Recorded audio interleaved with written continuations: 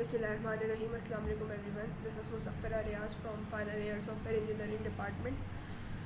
Welcome to my channel M coder. So भाई ये video जो है ना, ये उन लोगों के लिए है जिनका भी रिसेंटली एडमिशन हुआ है। मैं पहली चीज़ क्लियर कर दूँ।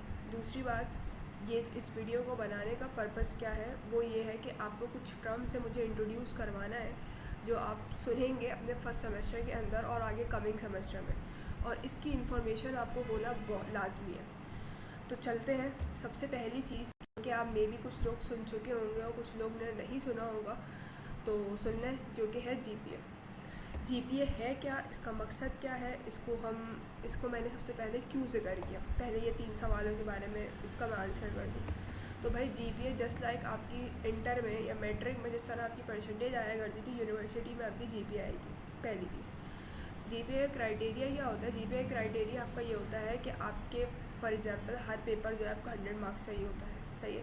अब 100 में से आपके कुछ ना कुछ मार्क्स आएंगे, उनकी बेसिस पर आपकी जीपीए कैलकुलेट हो रही होती है। फॉर एग्जांपल अगर आपके मार्क्स जो है वो 85 आए 100 में से, सही है, तो आपकी जो जीपीए वो होगी 4। लेट्स से कि आपकी जो मार्क्स है वो आए 79 से 83 82 के बिटवीन, तो आपकी जो जीपीए कहलाएगी वो 3.7 होगी। एंड बिलो 79 मार्क्स और 75 तक जो है आपकी जीपीए कहलाती है 3.4। ये वैल्यूज़ फ्लक्चुएट कर सकती है, मुझे एग्जैक्ट तो याद नहीं है। 4 जीपीए वाली एग्जैक्ट याद थी तो वो मैंने आपको बता दी, इस ताकि ये समझ आ जाए कि अच्छा जीपीए इस मार्क्स पर इस तरह निकल रही होती है। अब जो आपकी ओवरऑल जीपीए होती है ना, वो आपकी निकलती है ये वाले फार्मूले से, यानी कि आपको जो क्रेडिट आवर्स होंगे उसको मल्टीप्लाई करते हैं आपके अपडेट जीपीए से, और ये इन सब का फिर आखिर में हम डिवाइड कर देते हैं total number of credit hours से। अब पहली चीज़ जो क्रेडिट आवर्स की टर्म है ना, ये आपको हर टीचर बताएंगे जब आपकी फ़र्स्ट क्लास होगी। आपको हर टीचर ये जैसे आप फॉर एग्जांपल आपकी पहली क्लास हुई कैलकुलस की, तो वो टीचर आपको कहेंगे कि भाई आपका जो ये कोर्स है वो 3 क्रेडिट आवर्स का है, कुछ कहेंगे 2 का है, कुछ कहेंगे 1, कुछ डिफरेंट। ये डिपेंड करता है कि आपके कौन सा कोर्स है और उसकी कितने क्रेडिट आवर्स आपकी डिग्री में डिसाइड हुए हुए हैं। ठीक है, ये टीचर पे भी नहीं होता, ये डिसाइडेड है कि भाई यही है, इतने इतने क्रेडिट आवर्स का ये कोर्स है। तो आपकी फॉर एग्जांपल एक कोर्स में आपकी जीपीआई 3.7, उसको क्रेडिट आवर्स से मल्टीप्लाई करेंगे। इसी तरह तमाम कोर्सेज को हम इसी तरह मल्टीप्लाई होती है, ऐड होते हैं, और फिर हम आखिर में total number of credit hours से डिवाइड कर देते हैं। फर्स्ट सेमेस्टर में मोस्टली 6 कोर्सेज होते हैं, ज़्यादातर 6, किसी डिपार्टमेंट 6 होते हैं, किसी में 5 होते हैं, किसी में 7 में हो सकता है। तो ये आपकी जो डिग्री, जैसे सॉफ्टवेयर की अगर बात करूँ तो उसमें हमारे पास 6 कोर्सेज थे, ठीक है। फिर सेकेंड सेमेस्टर से लेके टिल फाइनल ईयर तक हमारे 5 ही रहेंगे। चाइनीज़ वगैरह बीच में आ जाता है तो खैर उसकी जीपीए से कोई ताल्लुक़ नहीं होता, क्योंकि चाइनीज़ की हम जीपीए कंसिडर नहीं करते। चाइनीज़ और तुर्किश और जो भी लैंग्वेजेस पढ़ा रही होगी ऑलरेडी, तो उससे आपका ताल्लुक़ नहीं है, जीपीए से कोई नहीं होता, जस्ट क्लियर करना होता है वो कोर्स। मैंने यहाँ पर जो जीपीए के सबसे पहले जिक्र किया, मैंने आपको बता दिया कि जीपीए हम कितने मार्क्स पे कैलकुलेट करें, ठीक है, उससे हम किस तरह कैलकुलेट कर रहे हैं। यहाँ पर मैंने 2 मेथड्स का जिक्र करना लाजमी है, और इस वीडियो को बनाने का मकसद मेरा यही है। कुछ लोग आपको ये कहेंगे, ठीक है, कि जीपीए की कोई इम्पोर्टेंस नहीं है, ठीक है, जो कि, और या कुछ लोग आपसे ये कहेंगे कि आपकी जीपीए फर्स्ट सेमेस्टर या फर्स्ट ईयर तक बढ़ सकती है, और फर्स्ट ईयर या सेकेंड ईयर, कुछ बोलेंगे थर्ड ईयर, कुछ ज़्यादा ही अजीम हो तो फाइनल ईयर तक कह देंगे। तो आपसे वो कहेंगे कि भाई फॉर एग्जांपल आपकी 4th सेमेस्टर तक जो है आपकी जीपीए थी आपकी 3.75। उनके कहने का मकसद होगा कि बस ये 3.75 या तो मेंटेन करके चल लो या ये गिरेगी। तो ये है मिथ, ये ऐसा कुछ भी नहीं होता। ऐसा कोई हार्ड एंड फास्ट रूल नहीं है कि आपकी जीपीए हमेशा गिरेगी, आपकी जीपीए हमेशा बढ़ेगी। GPA totally depend on you कि आप उसको किस तरह अपने सेमेस्टर को टैकल करो, किस तरह उसकी चीज़ों को लेके चल रहे हो। दूसरी बात कि जीपीए की कोई इंपॉर्टेंस नहीं है, तो ये सबसे बड़ा झूठ है। अगर किसी चीज़ की इंपॉर्टेंस नहीं होती तो यूनिवर्सिटी कभी भी उसको नहीं रखती, ठीक है। उन्हें अब कोई शौक़ नहीं है कि हमें फजूल में जो है वो एग्ज़ाम्स में या क्विज़ेस में या असाइनमेंट्स में डालें और हमारी वो जीपीए को काउंट करें, ठीक है। ऐसा तो बिल्कुल भी नहीं हो सकता। जीपीए की इंपॉर्टेंस आपको जब पता चलेगी कि जब आप अपने मास्टर्स प्रोग्राम के लिए अप्लाई कर रहे होंगे अब्रॉड में, तो जब आपको अच्छी तरह अंदाज़ा हो जाएगा, या आप देख भी सकते हैं अभी कि जीपीए कितनी वर्थ है।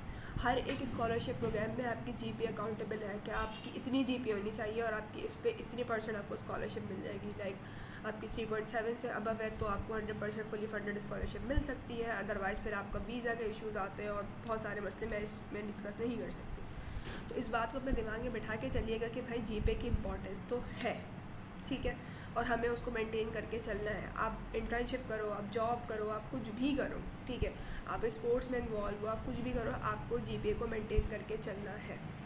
दूसरी बात, अगर आप किस यूनिवर्सिटी में आते हो एनईडी में और हमारे कुछ स्कॉलरशिप प्रोग्राम्स होते हैं, लाइक एहसास का होता है, एचएससी का होता है, पीईसी का होता है, कुछ नीड बेस होते हैं, मेरिट बेस होते हैं, कुछ दोनों होते हैं, need base plus merit base, तो उसमें भी आपकी जीपीए मैटर करती है। अगर किसी स्टूडेंट को स्कॉलरशिप मिली और उसके बाद उसका बैकलॉग लग गया या उसने समर सेशन में जाके बैठ गया, तो समर सेशन क्या है वो मेरा ख्याल है आप खुद ही एक्सप्लोर करिएगा तो ज़्यादा बेहतर है। तो उसमें ये होता है कि तो आपकी जो है आप स्कॉलरशिप से हट जाओगे, ठीक है। एक लेटर आपको दिया जाता है जब आपको स्कॉलरशिप मिलती है, तो उसमें लिखा हुआ होता है कि अगर आपकी जीपीए इससे कम हुई, आपका बैकलॉग लगा, आपकी अटेंडेंस शॉर्ट हुई, कुछ भी हुई, तो आपकी जीपीए, आपकी स्कॉलरशिप कैंसिल हो जाएगी किसी भी टाइम में। आई होप ये क्लियर होगा। जीपीए बढ़ाना कोई मुश्किल काम नहीं, जीपीए कम करना बहुत आसान काम है, सही है। तो किसी समस्या तवज्जो ना दो, ऐसी जीपीए गिरेगी कि आपको खुद पता चल जाएगा कि ये मेरे साथ क्या हुआ है या ये मेरे साथ क्या हो गया। तो ये बहुत कॉमन है और आप इसको फेस करेंगे। किसी सेमेस्टर जीपीए बहुत अच्छी भी आ जाती है, किसी सेमेस्टर जीपीए बहुत कम भी आ जाती है। इसका ये मतलब नहीं होता कम आने का कि आपने पढ़ा नहीं था या आपकी तैयारी नहीं थी। ये हो भी सकता है, ये नहीं भी हो सकता। सम टाइम हमारे हाथ में नहीं होता, हम कोशिश पूरी कर रहे होते हैं लेकिन हमारी जीपीए नहीं आ रही होती। तो दैट्स प्रिटी कॉमन, तो ये सबके साथ होता है, ऐसा कोई मसले वाली बात नहीं है। मैंने जीपीए की इम्पोर्टेंस को डिस्कस कर लिया कि जीपीए हमारी इम्पोर्टेंट क्यों है और क्या है, और ये क्या बता रही है कि हमारे जो अक्सर मैंने मास्टर्स प्रोग्राम से आप लोग के साथ डिस्कस किया कि उसके बगैर आपका जीपीए कम है, आपका वीज़ा फास्ट ट्रैक पे नहीं जा सकता और बहुत सारे मसले। तो जीपीए बना के चलनी है, कम से कम अपनी जीपीए 3.5 से ऊपर रखनी है, ठीक है। किसी सेमेस्टर होता है कि अभी कोई सेमेस्टर में जीपीए कम आ गई, ये नहीं कि फर्स्ट सेमेस्टर में बोला मेरी जीपीए कम आ गई, तो ये ऐसा कुछ नहीं होता। बीच में कोई मिड सेमेस्टर आता है, 4th semester, 5th semester, 6th semester, तो उसमें आपकी अगर जीपीए कम हो जाती है तो इट्स ओके, लेकिन बाकी के सेमेस्टर्स में आपकी जीपीए सही होनी चाहिए, क्योंकि हमें नहीं पता होता कि कभी भी हमारे साथ क्या हो जाए। जीपीए क्या बता रही होगी, अगर आपकी जीपीए अच्छी है तो देखो जीपीए का आपका एसएच जॉब के साथ क्या रोल है वो भी बता दूंगी, इंटर्नशिप पे किस तरह डिपेंडेंट है जीपीए वो भी डिस्कस। लेकिन जीपीए शो अगर आप कितने कंसिस्टेंट हैं, यानी कि आपकी बता रही है कि आप अपनी स्टडीज़ को लेके आप कितने ज़्यादा सीरियस हैं, ठीक है। सिंपल वर्ड्स में कहूँ तो आप उसको किस तरह, ये नहीं कि बिल्कुल ही हाथ पे हाथ धरे बैठ गए कि भाई जीपीए की इंपॉर्टेंस नहीं है, कोर्स की बिल्कुल भी नहीं है, हमें यूनिवर्सिटी में कि बिल्कुल नहीं पढ़ना चाहिए, we just have to focus on the skills. तो ऐसा कुछ भी नहीं करना। सबसे बड़ी बेवकूफ़ी होगी कि अगर कोई ऐसा सोच रहे हैं, कर रहे हैं, कोशिश करनी है किसी को, खुद फंस जाएंगे आगे, फिर आप समर सेशन में आके बैठ जाएंगे। अच्छा, इंटर्नशिप का सीन कुछ ये है कि भाई इंटर्नशिप जो है ना, कुछ DIL की इंटर्नशिप्स आती है, ठीक है, जो NED की तरफ से होती है, हर डिपार्टमेंट को मिलती है, सही है। और उसका मकसद ये होता है कि वो मेरिट बेस होती है, यानी कि आपकी 4th सेमेस्टर के बाद एक लिस्ट आएगी आपके पोर्टल के ऊपर। अब पोर्टल क्या है वो आपको पता चल जाएगा, उसमें एक लिस्ट आएगी आपके मेरिट बेस पे, यानी कि जिसकी हाईएस्ट जीपीए होगी ऑफकोर्स उसका मेरिट 1 होगा, फिर 2, 3, 4 फिर चला जाएगा। तो कुछ बहुत सारी स्कॉलरशिप वो आती है, इंटर्नशिप्स आती हैं, और इंटर्नशिप की जो है ना वो मेरिट बेस होती है। लाइक अगर फॉर एग्जांपल एक KD है तो सही है, उसको KD वालों को 10 स्टूडेंट्स चाहिए फॉर एग्जांपल, वैसे उनको ज़्यादा चाहिए होते हैं, आती है उनके तो, और उनको फॉर एग्जांपल 10 स्टूडेंट्स चाहिए और शुरू के 10 स्टूडेंट्स से अप्लाई कर दिया, तो इसके अंदर जो शुरू के 10 स्टूडेंट्स होंगे उन्हीं का नाम आएगा, सही है। बस उनकी जीपीए देखेंगे, उनको काम आता है वो काम नहीं आता, इससे कोई फ़र्क नहीं पड़ेगा, आपकी जीपीए देखेंगे और उसको इंटर्नशिप मिल जाएगी। तो हमें जो यूनिवर्सिटी की तरफ से DIL इंटर्नशिप्स करनी होती है, और जो कि ज़रूरी है कि आपको अपने 7 सेमेस्टर से, यानी कि अपनी डिग्री कंप्लीट होने से पहले इंटर्नशिप का सर्टिफिकेट सबमिट करना है। इंटर्नशिप की बात भी हो गई, आगे मैं डिस्कस नहीं करूँगी। तो उम्मीद है कि बात समझ आ गई, क्योंकि कोई अगर आपसे कहे कि जीपीए की इंपॉर्टेंस नहीं है तो वो झूठ बोल रहा है, ऐसे उसकी बातों पर बिल्कुल यकीन नहीं करना। ये बहुत इंपॉर्टेंट चीज़ है कि हम किस तरह अपने कोर्स वर्क को और अपने स्किल्स को साथ में बैलेंस करके चलें, ठीक है। यानी ये सबसे बड़ी मसला है हम लोगों के साथ, और जो कि सबके साथ होता है, ठीक है। जब आप फर्स्ट सेमेस्टर में आते हैं आपके नहीं समझ आ रहा होता कि ये क्या चल रहा है। आपके इंटर में पढ़ने का तरीका अलग होता है, यूनिवर्सिटी में पढ़ने का तरीका अलग होता है, सही है। यूनिवर्सिटी में टीचर्स के पढ़ाने का तरीका भी अलग होता है, इंटर में टीचर के पढ़ाने का तरीका भी अलग होता है, बहुत बिग डिफरेंस है। ये फर्स्ट सेमेस्टर में जब हम आते तो मसले सबके साथ होते हैं कि ये क्या चल रहा है, ये क्यों हो रहा है। तो और फिर जब यूनिवर्सिटी की टाइमिंग में फ़र्क होता है, हम इंटर में मुश्किल से 3-4 घंटे क्लास लेते थे, इतना ही मुझे याद है, 3 घंटे की होती थी, और फिर आप घर आ जाते थे और आपको जो करना है आप कर लो। लेकिन यहाँ पर ऐसा कुछ नहीं है। अगर आपकी ज़्यादातर में क्या होती है क्लासेस में, आपके एक वीक के कोई 2 दिन ऐसे होंगे जिसमें आपकी सुबह 8:30 से 4:30 बैक टू बैक क्लासेस होंगी। तो 4:30 के बाद जब आप घर पर आएंगे तो हद से 5:15 5:30 हो जाएंगे, नमाज़ों से फारिग होंगे, तो उसके बाद आपकी हिम्मत बिल्कुल भी नहीं होगी कि आप बैठ के 4-5 घंटे बैठ के पढ़ लें। इतना मुमकिन सी बात है। ना आप स्किल पे फोकस करेंगे, ना आप कोर्स वर्क करेंगे। ये ऐसी बात है, अगर आपसे बोलूँ कि नहीं आपने आना है और आपने 7 बजे से लेकर कोई 12-1 बजे तक बैठ के सिर्फ पढ़ना ही पढ़ना है, तो नहीं होते। हम इतने एग्जॉस्ट हो चुके होते हैं कि हमारी हिम्मत नहीं होती है। तो इस चीज़ को हम किस तरह टैकल करें? लाइक हमें स्किल्स को भी फोकस करना है, हमें इस कोर्स को भी लेके चलना है, यानी हमें जीपीए भी लेनी है, हमें अपने स्किल्स को भी देखना है, क्योंकि विदाउट स्किल्स आपको कोई जॉब वॉब नहीं मिलने वाली। तो इसको भी अपने दिमाग में रखिएगा बात को। तो सबसे पहले क्या है कि अपने टाइम मैनेजमेंट को देखो, कि जैसे अगर आपके वीक के अंदर, जैसे मंडे को और ट्यूसडे के आपकी क्लासेस है 8:30 से 4:30, वेडनेसडे थर्सडे फ्राइडे और सैटरडे संडे तो ऑफ ही होता है।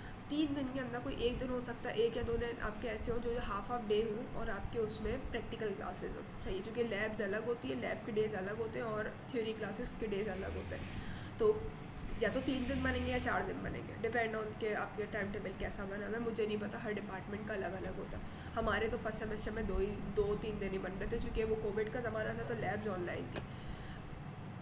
तो क्या करो कि भाई जिस दिन आपके हाफ डे है ना, उस दिन सुबह उठ के पढ़ लो, ठीक है। सुबह नहीं पढ़ा जा रहा तो रात में आके पढ़ लो, नींद पूरी कर लो सुबह।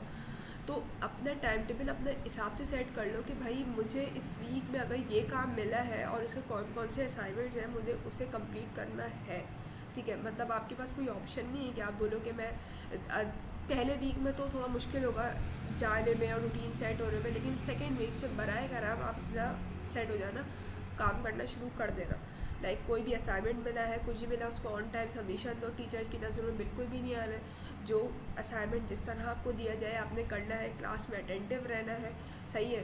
किसी क्लास में इंटरेस्ट अगर नहीं भी डेवलप हो रहा है और उसको पढ़ना तो है ना, वो कोर्स तो पढ़ो, बैठ के मजबूरी है, करना पड़ेगा, सही है। लेकिन ज़्यादातर कोर्स जो थे, या फर्स्ट सेमेस्टर में तो खैर कोर्स इंटरेस्टिंग है, सॉफ्टवेयर के तो बहुत ही अच्छे थे, अच्छी क्लासेस थी। आगे सेमेस्टर में जाओगे तो कुछ बोरिंग कोर्सेज आएंगे, लेकिन उनको पढ़ना पड़ेगा। इसी तरह और डिपार्टमेंट के लिए भी मैकेनिकल है, इलेक्ट्रिकल है, BCIT, हर उनका तो BCIT वगैरह तो हमारे जैसा ही सीन है, उन्होंने जो पढ़ना है यही पढ़ना है। तो ये अपने जो टाइम है ना उसको मैनेज करना सीख लेना। ये नहीं करना मैं कल कर लूँगा या नेक्स्ट वीक कर लूँगा या कर लूँगी मैं 2 वीक के बाद कर लूँगी। बहुत जल्दी से टाइम गुजरता है सेमेस्टर का। जैसे अगर आपके फॉर एग्जांपल आपके 8 वीक के मिड टर्म हो रहे हैं, तो आपने अगर शुरू के 3 वीक ज़ाया कर दिए, 4 वीक ज़ाया कर दिए, तो फिर चौथे 5वें वीक में समझ नहीं आ रहा होगा कि पिछले 4 को कवर करेंगे, ये वाले 5 को कवर करें। तो मैनेज करना मुश्किल, और टाइम टेबल वही रहेगा। ऐसा कुछ नहीं होगा कि मिड टर्म आने वाले तो टीचर्स क्लासेस लेना बंद कर दें, नहीं होता। 7th वीक तक आपका मिड टर्म का काम आता ही आता है। और अगर मिड टर्म में नंबर कम आना शुरू हुआ, आपके सेशन से इफेक्ट पड़ेगा, सेशन में इफेक्ट पड़ा तो फाइनल में फ़र्क पड़ जाएगा। एक एक नंबर यहाँ कीमती है, एक एक नंबर। अगर आपके सेशनल जो है वो 33, 32, 31 पे पहुँच गए, GPA में फ़ौरन आप 3.7 की रेंज में आ जाएंगे। अगर आपके पेपर फाइनल बहुत अच्छे भी होने वाले हैं तो भी, सही समझ आ गई होगी ये बात। एक एक नंबर कीमती। इंटर बिल्कुल भी नहीं है कि आप ये सोच के बैठिए कि मैं 100 में से 100 लेता था या लेती थी, या मेरे 98 नंबर आते थे, 97 नंबर आते थे। यहाँ बड़ा मुश्किल है, ऐसा कुछ भी नहीं होता। आप बहुत मेहनत करोगे तो आपको स्कोर्स में 4 GPA आ रही होती है, अदरवाइज़ फिर आप वही 3.7, 3.4, 3.3 और फिर उससे पीछे चले जाना शुरू कर देते हैं। और जैसे जैसे आप पीछे जाते चले जाते हैं, आपकी पूरी ओवरऑल जो CGPA है उस पर इफेक्ट पड़ रहा होता है। अपने काम को प्रायोरिटाइज़ कर दो कि भाई पहले ये देख लो कि मुझे जो है कमिंग वीक कौन सा असाइनमेंट की सबमिशन है, ठीक है। ऐसा नहीं करना कि एक असाइनमेंट की 10वें वीक में सबमिशन है और एक असाइनमेंट की 2 वीक में सबमिशन, 2nd वीक में सबमिशन है, और आप बोलो कि नहीं मैं जो 10th वीक वाला असाइनमेंट है उसको पहले कंप्लीट करूँगा और फिर मैं 2 वीक वाले असाइनमेंट को करूँगा, तो ये बेवकूफ़ी है, ठीक है। इट डजेंट मेक सेंस कि ये क्या हो रहा है, ऐसा कुछ नहीं होता। आप पहले अपने काम को देख लो कि भाई मेरा पहले कौन सा असाइनमेंट आने वाला है, ठीक है, और मुझे पहले किस चीज़ को मुकम्मल करना है, ठीक है। तो उससे फ़ायदा आपको होगा कि आपकी सबमिशन ऑन टाइम होगी। आखिरी में टाइम काम करने बैठोगे, आप बोलोगे 1 दिन पहले असाइनमेंट बना लूँ, 2 दिन पहले असाइनमेंट बना लूँ, बन जाएगा, लेकिन उसकी क्वालिटी पे इफेक्ट पड़ जाएगा। क्वालिटी पे इफेक्ट पड़ेगा तो अल्टीमेटली आपके मार्क्स पे इफेक्ट पड़ेगा। टीचर को क्वालिटी वर्क की नीड है, आपकी क्वांटिटी से ताल्लुक़ नहीं, क्वालिटी से ताल्लुक़ है। वो देखेंगे, और अक्सर टीचर जो है ना क्लास में रिलेटिव ग्रेडिंग कर देते हैं। आपके क्लास के 50 स्टूडेंट्स हैं, ठीक है, और 50 के 50 स्टूडेंट्स ने असाइनमेंट सबमिट करें, और आपने देख लिया कि भाई मैं जो हूँ वो आपने बिल्कुल सही करा हुआ, लेकिन कोई 3-4 स्टूडेंट ऐसे होंगे जिनके 10 आउट ऑफ 10 होंगे। फ़र्क सिर्फ क्वालिटी का आ रहा होता है। उनके काम में कोई ऐसी चीज़ उनको नई नज़र आई होगी जिसकी बेसिस पर उनको अच्छे मार्क्स मिल रहे हैं, ठीक है। सीनियर से असाइनमेंट लेके छापने वाली गलती कम से कम कीजिएगा, क्योंकि टीचर को पता होता है कि कौन सा काम किस तरह हुआ। और फिर बात फिर वही आपकी ग्रेडिंग पे आ जाएगी कि अगर किसी का असाइनमेंट बहुत ज़्यादा अच्छा होगा तो वो आपको मिलेगा, ठीक है, उसको नंबर मिल जाएंगे, और जिसका नहीं होगा उसके नंबर कट जाएंगे। मैं एक छोटा सा वाक़या आपके साथ शेयर कर देती हूँ कि इस्लामियत का असाइनमेंट था, ठीक है, और सेकंड सेमेस्टर था मेरा। तो मैंने भी ऐसी मैंने ये सोचा कि भाई इस्लामियत का असाइनमेंट अब कौन बनाए इसको बैठ के, टाइम की ज़रा कमी थी उस टाइम। तो मैंने भी एक दोस्त है BCIT से, उसे लेके कर दिया था। तो सर ने मुझे 6 नंबर दे दिए थे 10 में से, तो नंबर कट गए थे। और आप उसको ये नहीं बोल सकते कि मैंने खुद किया था या मैंने पता नहीं किसी से करवाया था, मेरी किसी ने सहेली नहीं किया था, कुछ नहीं बन सकता। टीचर को सब पता होता, आप बहस तो आप कर ही नहीं सकते। जो मार्क्स मिल गए सो मिल गए, नहीं मिले तो नहीं मिले। अपने जो मेन कोर्सेज़ हैं, प्रोग्रामिंग कोर्सेज़ हैं, या एक आपकी वेब इंजीनियरिंग होगा, जैसे प्रोग्रामिंग फंडामेंटल होगा, ऑपरेटिंग सिस्टम हो गया, या ऑब्जेक्ट ओरिएंटेड प्रोग्रामिंग होगा। खैर मैं इसकी वीडियो अलग से बनाऊंगी। उन कोर्सेज़ के असाइनमेंट खुद से कर लेना। फंक्शनल इंग्लिश होगा, असाइनमेंट खुद से करना, बहुत इंटरेस्टिंग कोर्स है, सब पढ़ेंगे ये वाले कोर्सेज। तो यहाँ तक समझ आ गया होगा। सोसाइटीज़ के बारे में बात कर लेते हैं, एक ओवरव्यू भी लास्ट में दे दूँगी। सोसाइटीज़ के बारे में बात कर लेते हैं कि कुछ सोसाइटीज़ के नाम मैंने यहाँ लिख दिए, ठीक है। यानी कि आप जब फर्स्ट सेमेस्टर में आएंगे तो आपको सब बोलेंगे अरे भाई कौन सी सोसाइटी में हो, ठीक है। तो शुरू में ये चीज़ें बहुत अच्छी लग रही थी, बहुत फैसिनेट कर रही होती है हमें कि वाह हम स्टूडेंट क्लब्स के मेंबर हैं, जो कि मोस्ट ऑफ द स्टूडेंट्स जो है वो आदमजी, PCHS और गवर्नमेंट कॉलेजेस से आ रहे होते हैं, और उन्होंने कभी इन चीज़ों के नाम भी नहीं सुने। तो मैंने भी नहीं सुना था, ठीक है, ऐसी कोई बात नहीं है। हमने स्कूल में भी नहीं सुना था। जो सिर्फ पढ़ते थे, कॉलेज जाते थे, पढ़ते थे, घर आ जाते थे, सबकी यही रूटीन होती है, सब यही करते हुए आ रहे होते हैं।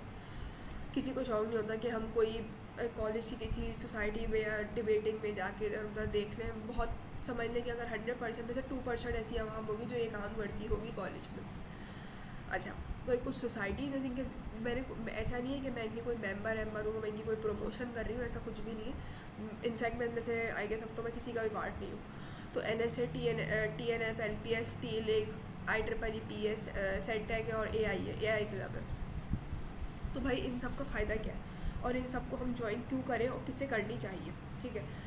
तो पहली NSA और TNF की दोनों जो है ना हमारी मीडिया सोसाइटीज़ हैं, ठीक है। यानी कि अगर आपका इंटरेस्ट जो है फोटोग्राफी और इन चीज़ों की तरफ है तो वही की क्रिएटिविटी वगैरह होती है, ड्राइंग वाइंग बनाना, तो इन सोसाइटीज़ को ज्वाइन कर लेना, सोसाइटी ज्वाइन करना। लेकिन मेरा एक मशवरा है, ठीक है, आगे आप लोग की अपनी मर्ज़ी है कि फ़र्स्ट सेमेस्टर में या फर्स्ट ईयर तक जो है ना किसी सोसाइटी को ज्वाइन ना करो। फर्स्ट सेमेस्टर एक तो वैसे ही डिफ़िकल्ट होगा, जो कि नहीं समझ आ रहा होता, हमारे मुश्किल लग रहा होता है सब कुछ, टीचर समझ नहीं आ रहे होते, कोर्स समझ नहीं आ रहा होता। और ऐसा तो है नहीं कि आप जाके बोलो कि ये एक टीचर से मुझे समझ नहीं आ रहा, मैं किसी दूसरी टीचर से पढ़ लूँ। जैसे कोचिंग सेंटर्स में किसी कोचिंग में हुआ करता था, हमारे में तो नहीं था। तो ऐसा कुछ नहीं होता, बस जो टीचर से आपको पढ़ना है आपने पढ़ना है।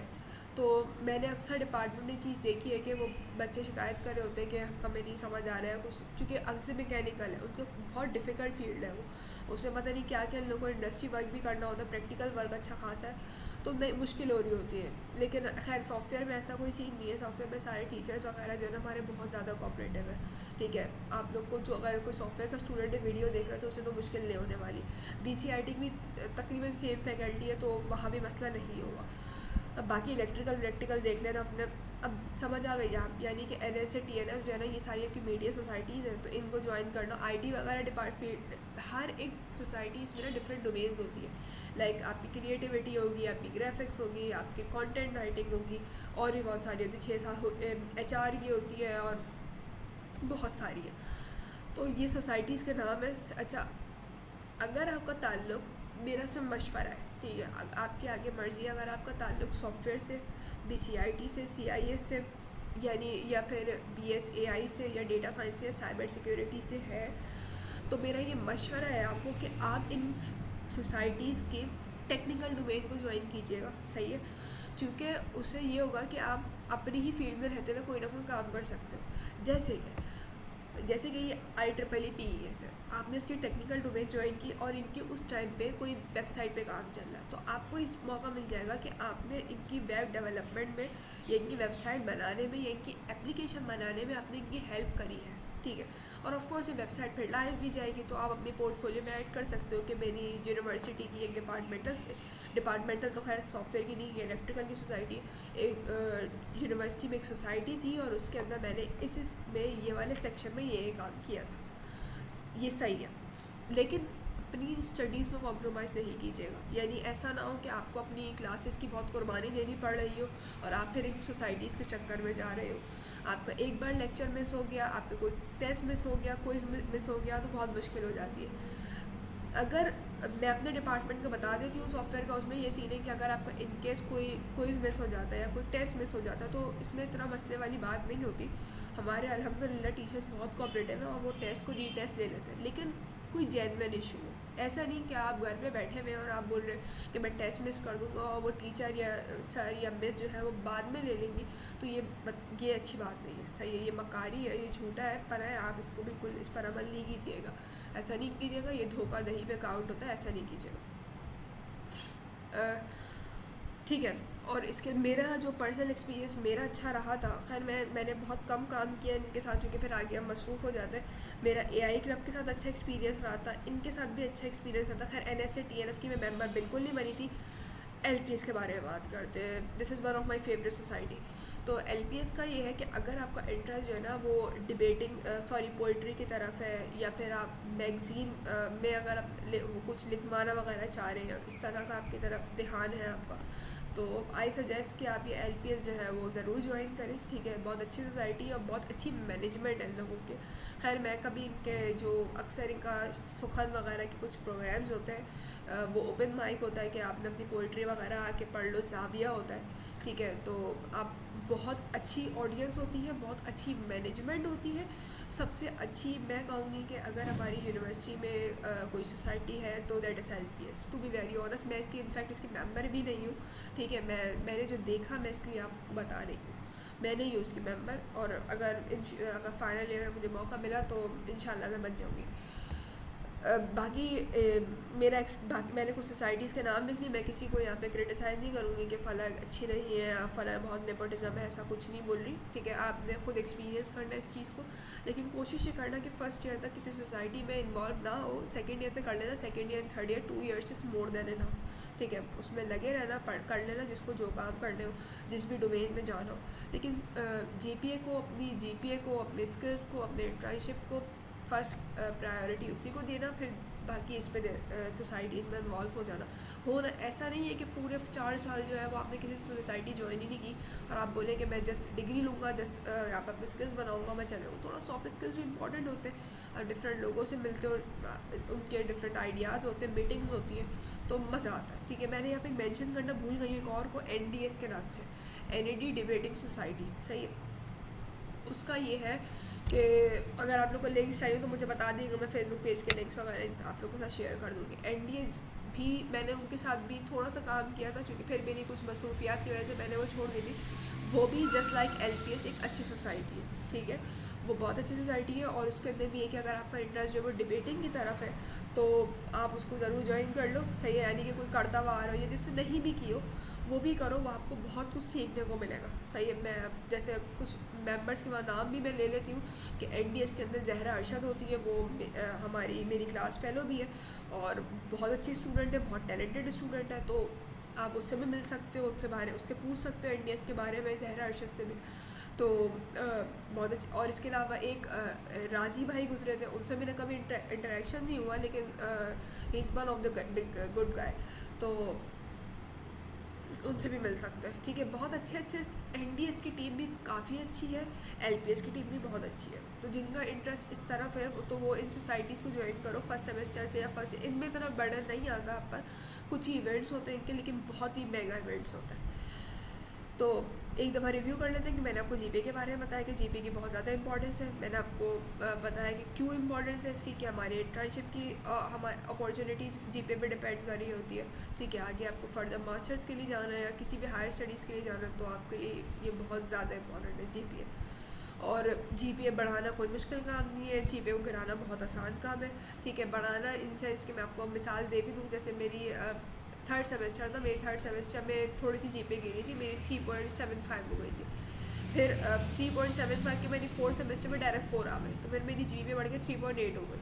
ठीक है, फिर मेरी 5th सेमेस्टर हुआ तो मेरी 5th में 3.87 आ गई, तो अगेन GPA बढ़ गई, बड़ी, फिर 6 में कम हो गई।